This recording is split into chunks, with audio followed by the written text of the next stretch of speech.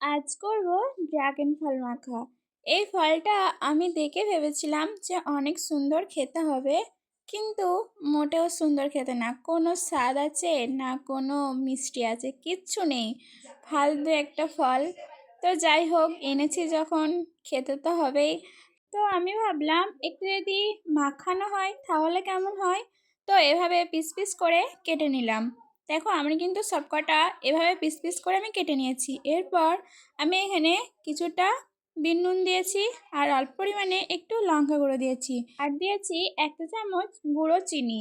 তো এটাকে ভালো করে মিক্স করে ওপর দিয়ে ছড়িয়ে দিয়েছি।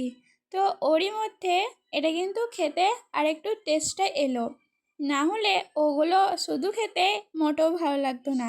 তাই আমি এভাবে একটু মাখা করে নিলাম। তোমাদের কেমন লাগলো এই আইডিয়াটা?